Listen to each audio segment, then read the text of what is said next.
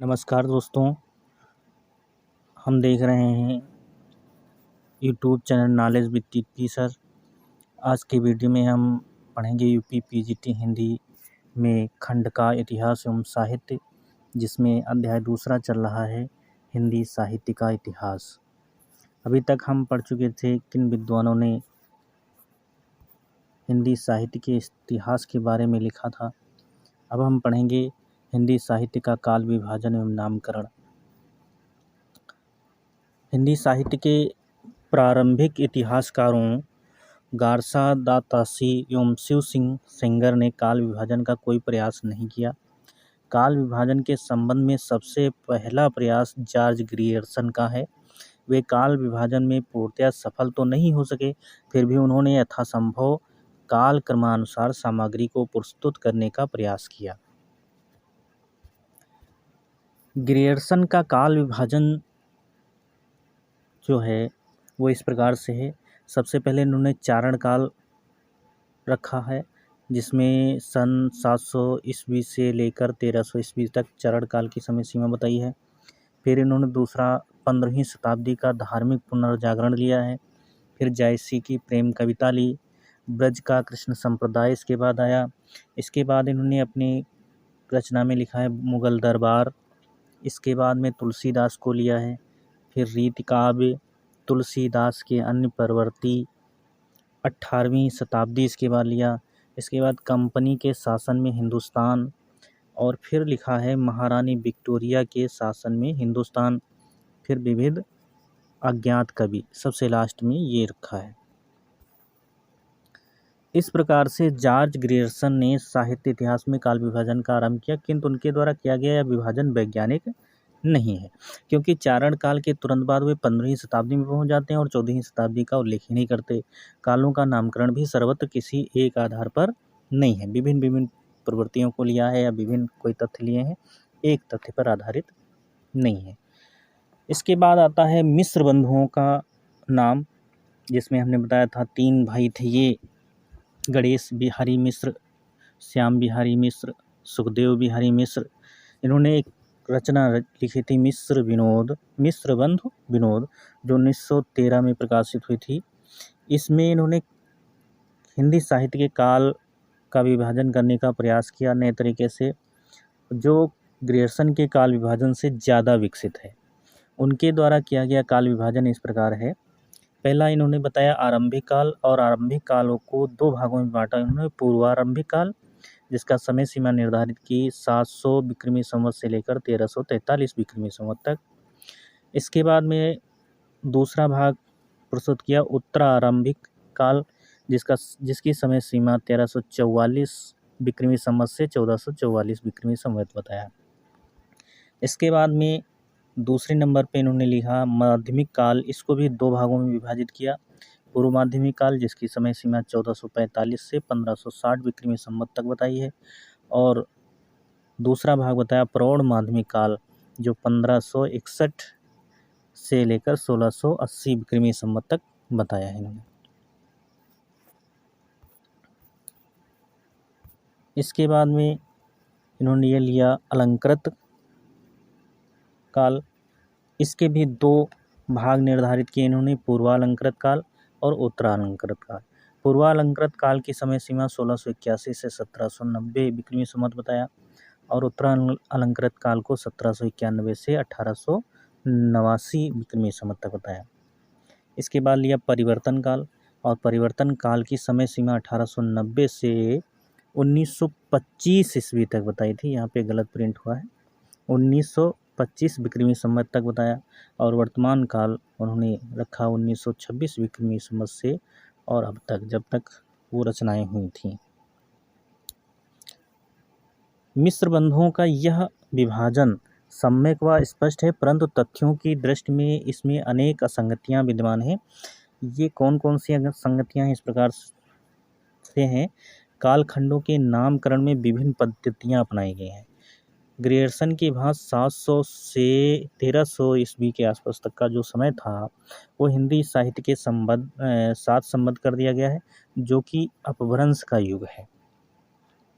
परिवर्तन काल जो दिया गया है वो बिल्कुल भी आवश्यक नहीं है, अनावश्यक जोड़ दिया गया है। अलंकार काल का आंतरिक प्रवृत्ति पर आधारित है। काल विभाजन का कोई स्पष्ट आधार भी नहीं दिखता। इसके बाद आते हैं हिंदी साहित्य के इतिहास में लिखने वाले आचार्य रामचंद्र शुक्ल। इन्होंने काल विभाजन इस प्रकार से किया है। इनकी जो किताब आई थी हिंदी साहित्य का इतिहास 1929 ईस्वी में, इसमें इन्होंने आदिकाल को नाम दिया था वीरगाथा काल नाम दिया, जिसकी समय सीमा निर्धारित की संमत 1050 ईस्वी से लेकर 1375 संमत विक्रमी संमत तक निर्धारित किया। इसके बाद जो पूर्व मध्यकाल आता है, इसको इन्होंने निर्धारित किया भक्ति काल के रूप में नाम दिया था, और ये संमत 1375 से 1700 विक्रमी संमत तक था। फिर अगला दिया था रीतिकाल नाम, जो संमत 1700 ईस्वी से लेकर 1900 संमत 1700 विक्रमी संमत तक से लेकर 1900 विक्रमी संमत तक था।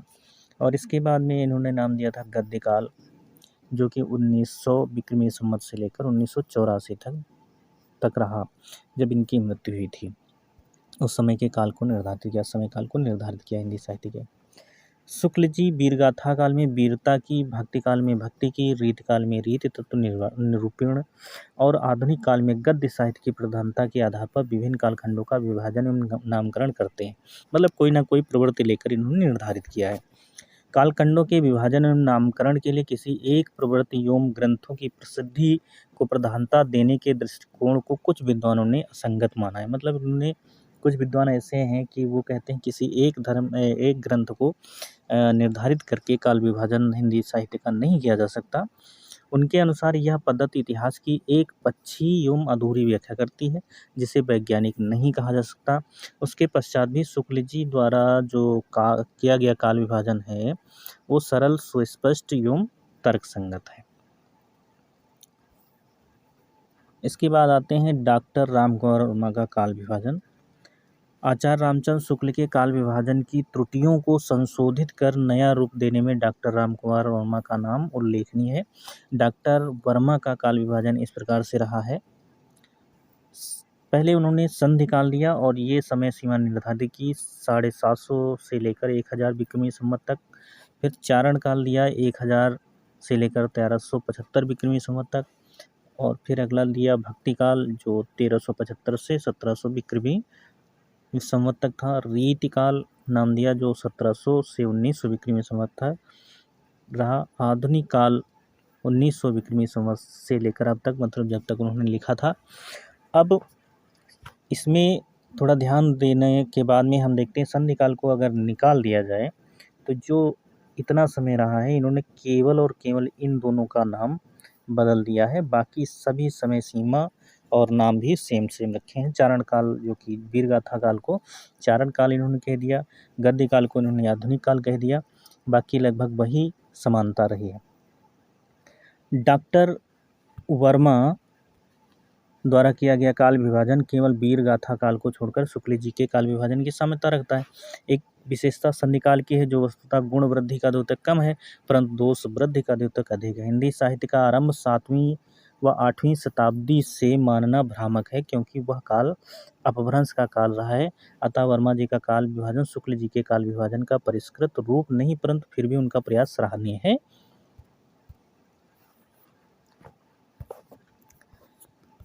अगले विद्वान हुए हैं गणपति चंद्रगुप्त का जो काल विभाजन है उसके बारे में हम पढ़ेंगे। इसमें गुप्त जी ने अपनी पुस्तक जिसका नाम था हिंदी साहित्य का वैज्ञानिक इतिहास में काल विभाजन किया, और पहला इन्होंने नाम रखा प्रारंभिक काल, और ये 1184 से लेकर 1350 ईस्वी के आसपास में बताया। इसके बाद में इन्होंने दिया मध्यकाल, और मध्यकाल को इन्होंने 2 भागों में बांटा, पूर्व मध्यकाल और जिसकी समय सीमा निर्धारित की 1350 से 1650 ईस्वी तक, और फिर इन्होंने उत्तर मध्यकाल इसका दूसरा भाग रखा मध्यकाल का, जिसकी समय सीमा 1600 से लेकर 1857 ईस्वी के पास तक रखा। फिर तीसरे नंबर का जो रखा आधुनिक काल, जिसकी समय सीमा 1857 से अब तक रखी, जब तक उन्होंने लिखा था।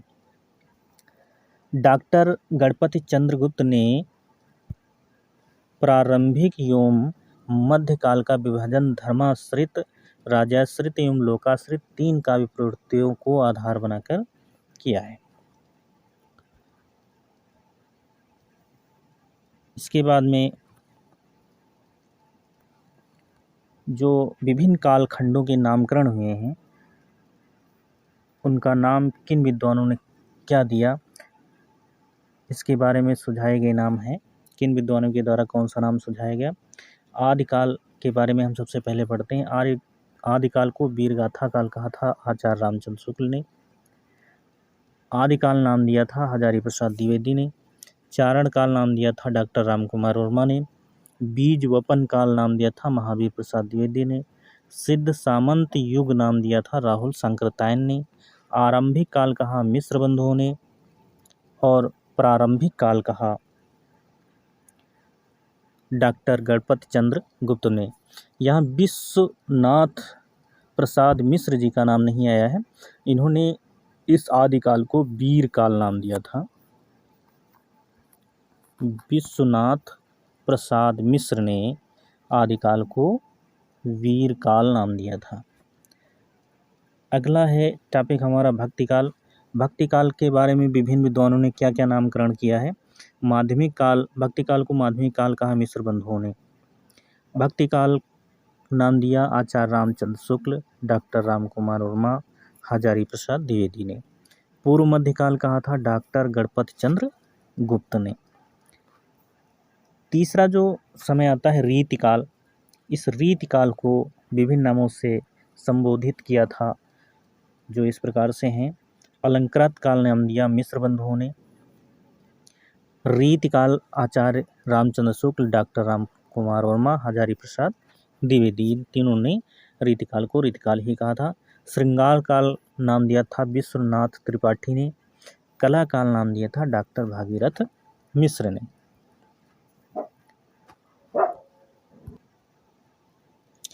आधुनिक काल के बारे में विभिन्न विद्वानों ने अपने अपने मत दिए हैं। वर्तमान काल कहा था मिश्र बंधु ने। गद्य काल कहा आचार्य रामचंद्र शुक्ल ने। आधुनिक काल कहा हजारी प्रसाद द्विवेदी ने। स्पष्ट है कि विभिन्न कालों के नामकरण को लेकर विद्वानों में मतभेद है, किंतु जितनी वैचारिक भिन्नता आदिकाल और रीतिकाल के नामकरण से के संबंध में उतनी अन्य में नहीं है। साहित्य इतिहासकारों द्वारा दिए गए भिन्न भिन्न नामों के पश्चात जो सर्वमान्य नाम हैं वे इस प्रकार से हैं। सबसे पहला है आदिकाल, जो 1000 ईस्वी से लेकर 1350 ईस्वी के आसपास माना जाता है। भक्तिकाल, जिसकी समय सीमा 1350 ईस्वी से 1650 ईस्वी तक मानी जाती है। इसके बाद आता है रीतिकाल, जिसकी समय सीमा 1650 ईस्वी से 1850 ईस्वी तक मानी जाती है। चौथा है आधुनिक काल, जिसका समय सीमा 1850 ईस्वी से लेकर अब तक माने जाते हैं। उक्त नाम ही अब सर्वस्वीकृत हैं। इतिहास ग्रंथों में इन्हीं का प्रयोग होता है। हिंदी साहित्य के प्रमुख इतिहास ग्रंथ व उनके ग्रंथकार के नाम की सूची दी गई है। इसमें सबसे पहला नाम दिया है इस्तवार दाला लित्तरेतिर एंदुई ए हिंदुस्तानी। इसके ग्रंथकार जो हैं रचनाकार गारसादा तासी हैं। शिव सिंह सरोज के रचनाकार शिव सिंह सेंगर हैं। The modern vernacular literature of Hindustan के रचनाकार जॉर्ज ग्रियर्सन हैं। मिश्र बंधु विनोद मिश्र बंधु के द्वारा लिखी गई है। हिंदी साहित्य का इतिहास ये आचार्य रामचंद्र शुक्ल के द्वारा लिखी गई है। हिंदी साहित्य का इतिहास डॉक्टर नगेंद्र व डॉक्टर हरदयाल के द्वारा लिखा गया है, जो कि संपादित किया गया है। हिंदी साहित्य का आदिकाल, हिंदी साहित्य की भूमिका, हिंदी साहित्य उद्भव व विकास, ये तीनों रचनाएं आचार्य हजारी प्रसाद द्विवेदी जी की हैं। हिंदी साहित्य का वैज्ञानिक इतिहास डॉक्टर गणपति चंद्र गुप्त की है। हिंदी साहित्य जो है डॉक्टर धीरेन्द्र वर्मा जी की है। हिंदी काव्य शास्त्र का इतिहास ये डॉक्टर भागीरथ मिश्र जी का है। रीति काव्य की भूमिका ये डॉक्टर नगेंद्र जी की है। हिंदी साहित्य का अतीत विश्वनाथ प्रताप मिश्र जी की रचना है। उत्तरी भारत की संत परंपरा ये परशुराम चतुर्वेदी जी की है। राजस्थानी भाषा और साहित्य ये जो रचना है डॉक्टर मोतीलाल मेनारिया जी की है। राजस्थानी पिंगल साहित्य ये भी डॉक्टर मोतीलाल मेनारिया जी की है। हिंदी साहित्य का इतिहास दर्शन ये डॉक्टर नलिन बिलोचन शर्मा जी की है। हिंदी काव्य संग्रह पंडित महेश दत्त शुक्ल जी की है। कविता कौमुदी जो रचना है वो पंडित राम नरेश त्रिपाठी जी की है। हिंदी भाषा एवं साहित्य ये बाबू श्याम सुंदर दास जी की है। हिंदी साहित्य का विवेचनात्मक इतिहास ये रचना जो है सूर्यकांत शास्त्री जी की है। सूर्यकांत त्रिपाठी नाम आ जाता है, सूर्यकांत त्रिपाठी निराला जी का नाम फेमस रहा हिंदी साहित्य में, इसलिए नाम चढ़ जाता है। अगला गया हिंदी साहित्य का इतिहास, ये आचार्य चतुर्सेन जी की है। हिंदी एवं साहित्य दृष्टि ये मैनेजर पांडे जी की है, बहुत ही इम्पोर्टेंट है।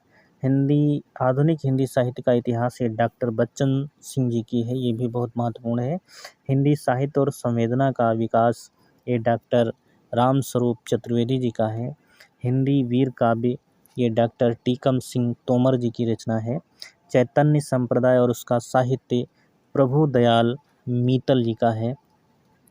खड़ी बोली हिंदी साहित्य का इतिहास ये रचना ब्रजरतन दास जी की है। आधुनिक हिंदी साहित्य का विकास डॉक्टर श्री कृष्णलाल जी की रचना है। आधुनिक हिंदी साहित्य जो इतिहास ग्रंथ लिखा गया है वो डॉक्टर लक्ष्मी सागर वार्ष्णेय के द्वारा लिखा गया है। राजस्थानी साहित्य की रूपरेखा ये मोतीलाल मेनारिया जी की है। राजस्थानी साहित्य के संदर्भ में जो कुछ भी लिखा गया है यहाँ पे अभी दिखा है वो सब मोतीलाल मेनारिया जी के द्वारा लिखा गया है। आज के वीडियो में इतना ही, तब तक के लिए नमस्कार, वंदे मातरम।